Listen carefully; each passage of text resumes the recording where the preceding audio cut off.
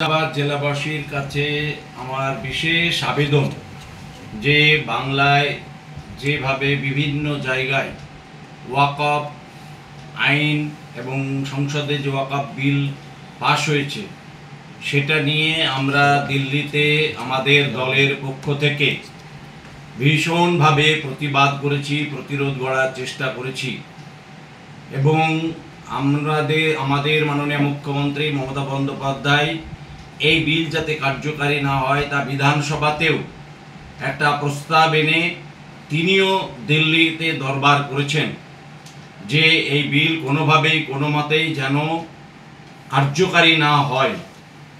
তাই বাংলার মানুষের কাছে, বিশেষ করে মুর্শিদাবাদের মানুষের কাছে আমার বিশেষ আবেদন যে এই মুহূর্তে আপনারা ধৈর্য ধরুন।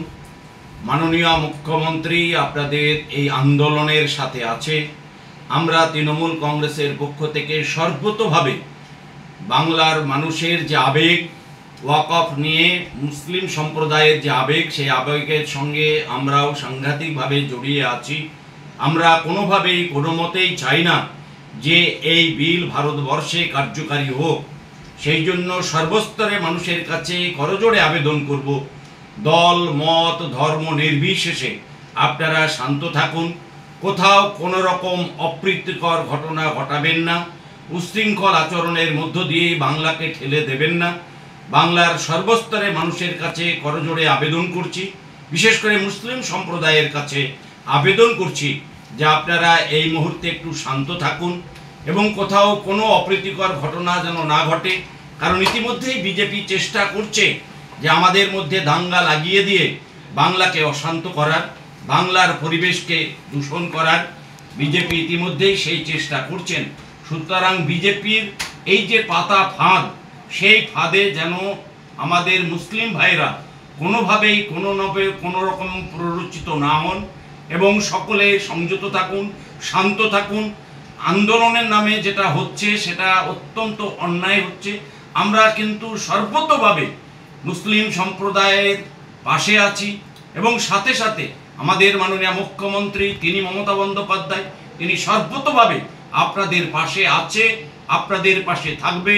আমরা সর্বতোভাবে এই বিল যেন ভারতবর্ষে কোথাও কোনোভাবেই কার্যকারী না হয় এবং বাংলাতেও এই বিল যাতে কার্যকারী না হয় সেই জন্য আমরা সর্বতোভাবে বাংলার আপামর মানুষের সাথে আছি, মুসলিম ভাইদের পাশে আছি এবং তাদের হয়ে আন্দোলন নয়, যেখানে যেতে হয়, যত দূর যেতে হয় আমরা যাব। ইতিমধ্যে এই বিল যাতে কার্যকারী না হয় সেই জন্য আমাদের মহুয়া মৈত্র তিনি ইতিমধ্যে রিট পিটিশন দাখিল করেছেন বাংলার হয়ে, আমাদের এমপিদের হয়ে, মুসলিম ভাইদের হয়ে। দিল্লিতে সুপ্রিম কোর্টে রিট পিটিশন দাখিল হয়ে গেছে তৃণমূল কংগ্রেসের পক্ষ থেকে। সুতরাং আপনারা ধৈর্য ধরুন এবং শান্ত থাকুন, কোথাও কোনোভাবে কোনো অপ্রীতিকর ঘটনা যেন না ঘটে।